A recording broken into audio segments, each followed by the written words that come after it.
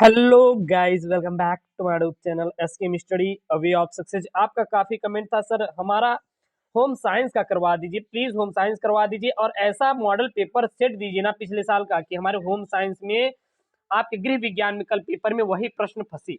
तो मैं उसी सेट को यहाँ पे लेके आया हूँ। इसका जो लिंक है मॉडल पेपर का डिस्क्रिप्शन में दिया है, डायरेक्ट लिंक पर क्लिक करके अब जाके मॉडल पेपर को डाउनलोड कर लीजिए, स्क्रीनशॉट के रट लीजिए। यहाँ पे मैं वीडियो के माध्यम से साथ ही साथ मैं पीडीएफ दिया हूँ, लिंक नीचे है। प्लीज मेरी प्यारी बहनें जितनी भी है एक बार क्लिक करेंगी या फिर आप सर्च करेंगी www.skmstudyclass.com पर आपको पीडीएफ मिल जाएगी, जाके वहां से आप प्राप्त कर सकते हैं।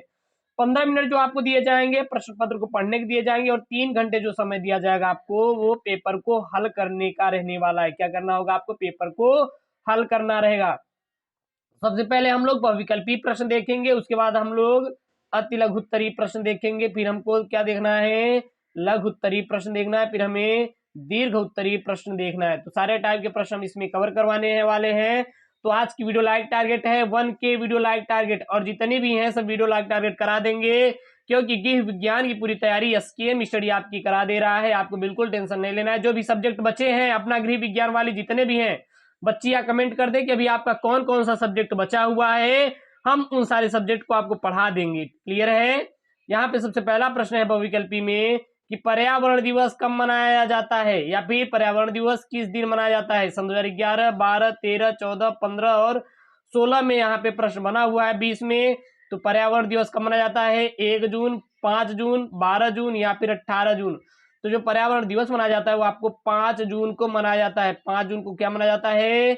आपका पर्यावरण दिवस मनाया जाता है। तो पर्यावरण दिवस किस दिन मेरे बच्चियां मनाई जाती है? वो आपका 5 जून को मनाया जाता है। आप इसका पीडीएफ जाइए डाउनलोड कीजिए। कहां से करेंगे? skmstudyclass.com सर्च कर लीजिए एक बार आप लोग, और वो 100% आएगा जो मैं यहाँ पे बनाया हूँ। देख सकते बार बार आया हुआ है। आप लिंक पर क्लिक करके डायरेक्ट आप जाके पढ़ लीजिए, नीचे दिया गया है।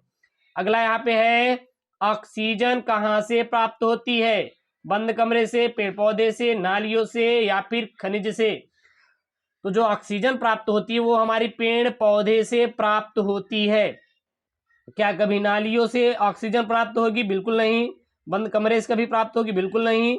खनिजों से प्राप्त होगी? बिल्कुल नहीं। तो कहाँ से प्राप्त होगी? जो पेड़ पौधे होते हैं, जो हरे पेड़ पौधे होते हैं, वहां से आपकी क्या प्राप्त होती है? ऑक्सीजन यानी कि O2 प्राप्त होती है। ठीक है। अब यहाँ पे पेड़ पौधे में दो हैं। कभी कभी आप लोग के अगर दे दिया गया सूखा पेड़, सूखा पेड़ से कभी नहीं बनेगा, बल्कि क्या बनेगा? हरे पेड़ पौधे से। इतना तो आप लोग को पता होगा, हरे पेड़ पौधे से क्या प्राप्त होती है? ऑक्सीजन मिलती है। अगला प्रश्न यहाँ पे, कार्बनिक यौगिकों के जलने से कौन सी गैस निकलती है? जो कि आपका होम साइंस गृह विज्ञान सन 2015 में प्रश्न बना है, 16 में बना है, 18 में बना है और 19 में यहाँ पे प्रश्न बना हुआ है। और काफी ये आप सभी के लिए इंपॉर्टेंट वाला प्रश्न है गृह विज्ञान का। 70 में 70 आपका अगर टारगेट है तो जितना भी मैं पेपर दे रहा हूँ आप पढ़ के चले जाइए, और उससे बाहर नहीं आएगा, इस बात की 100% गारंटी मैं लिख कर दे रहा हूँ आप सभी बच्चियों को। जाइए, लिंक दिया गया नीचे में, जाके इसका मॉडल पेपर डाउनलोड कर लीजिएगा। तो कार्बनिक यौगिकों के जलने से कौन सी गैस निकलती है? Oxygen gas, carbon dioxide gas, nitrogen gas या फिर अमोनिया गैस। तो एक बात ध्यान देना, मैं आपको कुछ ट्रिक बता दूं कि कैसे उसको, आपको मान लीजिए आंसर नहीं आ रहा है तो आप उसको आंसर लिख सकती हैं। कार्बनिक यौगिक दिया है तो यहाँ पे कहीं पे कार्बन दिख रहा है, क्योंकि यहाँ पे कार्बन जुड़ा हुआ है। यहाँ पे क्या जुड़ा हुआ है? यहाँ पे देखेंगे आप सभी, तो यहाँ पे जुड़ा हुआ है कार्बन। इस प्रश्न में आप देखिए क्या जुड़ा है? यहाँ पे कार्बन शब्द जुड़ा हुआ है। तो कार्बन से क्या निकलना है? यहाँ पे कार्बन डाइऑक्साइड। तो आप राइट आंसर क्या ठोक देंगे? कार्बन डाइऑक्साइड ठोक देंगे। देखिए यहाँ पे ना कार्बन डाइऑक्साइड आपको लगा देना है। ये है ट्रिक पहचानने की। जब कोई प्रश्न में वही शब्द हो, बहुविकल्पी में भी वही एक यूनिक शब्द मिल जाए, तो उसे आप लोग आंसर लगा देंगे बिना कुछ भी सोचे। तो ये सब क्या है? ट्रिक है और टिप्स है। यही ट्रिक और टिप्स अगर आप फॉलो करेंगे तो 70 में 70 आपसे कोई छीन नहीं सकता। पूरा आप नंबर ठोक के लेके आएंगे। ठीक है ना? चलिए अगला यहाँ पे प्रश्न क्या है? प्रश्न यहाँ पे है, यहाँ पे प्रश्न है, जल का रासायनिक सूत्र होता है। जल का रासायनिक सूत्र क्या होता है? देखिए जो प्रश्न है सन 2011 में आया है, 12 में आया है, 14 में आया है, 15 में आया है, 16 में आया है, 17 में, 18 में और 19 में ये प्रश्न आपका बना हुआ है कि जल आप लोग पीते हैं कि नहीं, जल आप लोग पीते हैं कि नहीं, जल पीते होंगे। और इसका उपयोग खाना बनाने में भी किया जाता है। कहाँ पे किया जाता है? खाना बनाने में। तो जल का रासायनिक सूत्र क्या होता है? HO2। यहाँ पे क्या है? HO2 है। और यहाँ पे फिर क्या है? फिर यहाँ पे है ये वाला जो है, ये है H2O। क्या है? H2O। और यहाँ पे क्या है? यहाँ पे है H2O2। कुछ इस टाइप से है। तो जो जल का रासायनिक सूत्र होता है वो होता है आपका H2O होता है। क्या होता है? H2O जो होता है यह जल का रासायनिक सूत्र होता है। काफी IMP वाला प्रश्न है, इंपॉर्टेंट वाला प्रश्न है, जो कि कल आपके यानी कल बोले तो 26 मार्च को पेपर में गृह विज्ञान के यही आएगा। इसलिए आप इसको पूरा क्या करेंगी? रट लगा लेंगी, छोड़ेंगी नहीं। आपको भी एक भी छोड़ना नहीं है। और कौन कौन सा भी आपका सब्जेक्ट बाकी है कमेंट कर दीजिए कि उस पर भी, ताकि मैं वीडियो लेके आऊं। अगला यहाँ पे 5वां प्रश्न है, पारिवारिक बजट बनाने का उद्देश्य है। देखिए अब यहाँ पे कौन सा प्रश्न है, ये आपके सभी बहुविकल्पी प्रश्न है। सन 2011, 12, 14, 15, 16, 17, 18, 19 और 20 बेमरा हुआ प्रश्न है। समझ सकते हैं यह आपके लिए कितना इम्पॉर्टेंट होने वाला है, यह आपके लिए कितना इम्पॉर्टेंट होने वाला है ये प्रश्न। इसलिए आप इस प्रश्न को आप तैयार कर लीजिएगा बहुविकल्पी में। बचत करना, व्यय पर नियंत्रण, आय का ज्ञान, ये सभी। तो पारिवारिक बजट बनाने का उद्देश्य जो होता है हमारा, बचत करना भी होता है, व्यय पर नियंत्रण करना होता है, आय का ज्ञान होना चाहिए। यानी कि ये वाला क्या हो जाएगा? आपका राइट आंसर हो जाएगा। अब यहाँ पे अति लघु उत्तरीय प्रश्न है और काफी महत्वपूर्ण अति लघु उत्तरीय प्रश्न है, जो कि आपकी यूपी बोर्ड परीक्षा 2022 के 26 मार्च के पेपर में आएगा।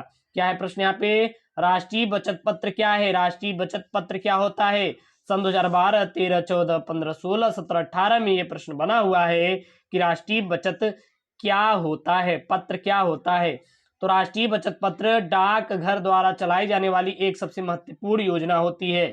राष्ट्रीय बचत पत्र किसके द्वारा चलाई जाती है? डाकघर के द्वारा चलाई जाने वाली सबसे महत्वपूर्ण योजना है। यह योजना 5 वर्षीय योजना होती है। इस योजना में 6.89% दर से ब्याज मिलता है। इस योजना में कितने प्रतिशत दर से ब्याज मिलता है? 6.89 दर से ब्याज मिलता है। इस योजना के अंतर्गत आयकर में भी छूट मिलती है। जो आयकर में, जो बहुत लोग आयकर में अपना टैक्स फाइल करते हैं, उसमें छूट मिलती है। अगला प्रश्न यहाँ पे क्या है? काफी इंपॉर्टेंट प्रश्न है, सन 2012, 18, 19 में बना हुआ प्रश्न है। प्रश्न क्या है यहाँ पे कि बचत क्या है, बचत क्या होती है, बचत किसे कहते हैं?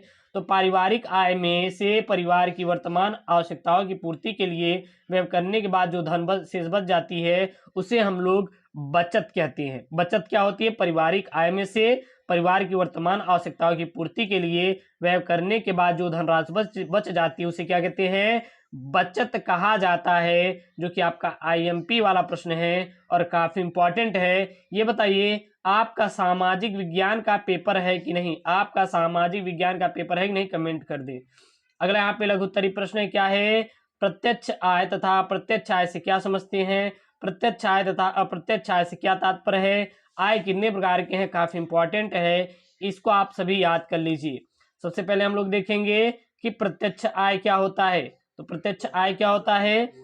पारिवारिक आय का मुख्य रूप से या प्रकार प्रत्यक्ष आय यानी कि डायरेक्ट इनकम है। प्रत्यक्ष आय उस आय को कहते हैं जो परिवार के मुखिया तथा अन्य सदस्यों को उनके अपने अपने व्यवसाय के माध्यम से प्राप्त होती है। उदाहरण के लिए वेतन, व्यापार, ब्याज तथा आवास या दुकान आदि से मिलने वाला किराया।